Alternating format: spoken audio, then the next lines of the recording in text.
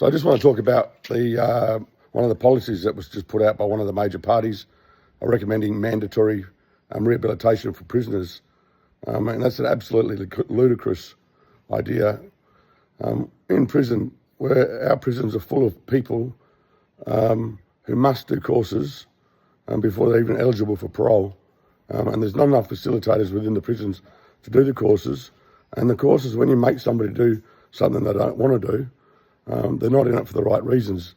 So you could have 20 people in a class, 15 that don't want to do it, 5 that do want to do it, and for the 15 that don't want to do it, kill it for the 5 that do.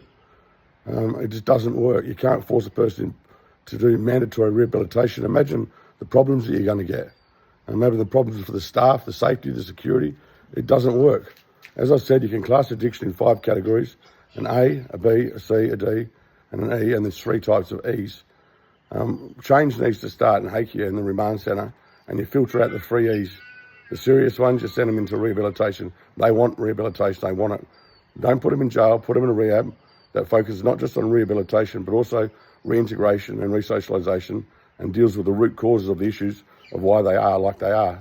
The E2s, put them into drug and alcohol courses or seminars, and monitor them and work out what they need, not what they want.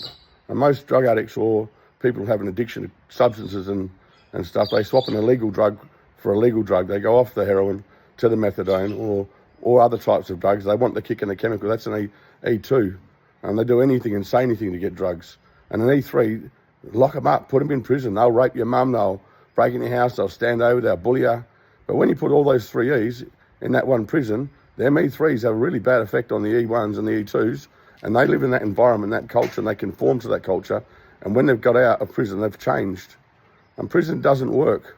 Prison makes it worse, and surely that should be evidenced by the growth in our prison system over the last 20 years. 700 prisoners in 2001 in Casuarina, and no Acacia prison. And now in 2025, we have 2,200 prisoners, 3 to a cell at Casuarina prison, absolutely full. We have 2,200 plus at Acacia prison, at the new prison that was built to actually reduce the prison numbers. And now they're talking about building a mega prison. I'm sure you can see by us incarcerating people, we're making the problem worse, not better. And when you put a person in prison, you're separating a family structure.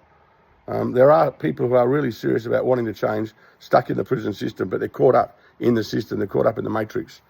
And all those people that you see while you're in prison, whether it be the psychologists, the doctors, the counsellors, they're all on a different page. You know what I mean? And there's no facilitated approach. And we need the psychiatrist, the doctor, the counsellor, the mentor, the work life, the home life, all on the same page and all agree on the course of action that they take. But it's not one program fits all. Every person struggles with different programs or different childhood traumas or different circumstances.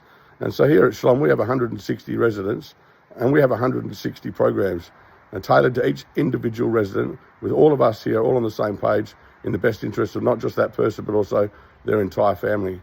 The prison system, it just does not work. Rehabilitation, reintegration and resocialisation.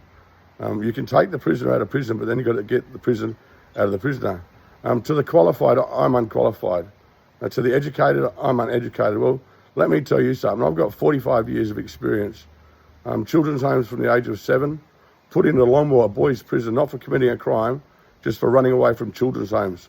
All I wanted was my mum and my dad. I wanted to be normal, but my dad ran off with another woman. Mum chose men over her kids. And I felt like I didn't fit with mum, I didn't fit with dad. And they put me with foster families. And I got put in a boys' prison at the age of 9 years old for running away from a children's home, not for committing crimes. And I spent 3 months in that prison. And that 3 months in that prison, there was hundreds of kids in that prison. And it's a prison, bars. I mean, I spent 3 months in that prison, but it was the first time in 3 years I finally found I had a home. All these kids in that prison, they all had stories like mine.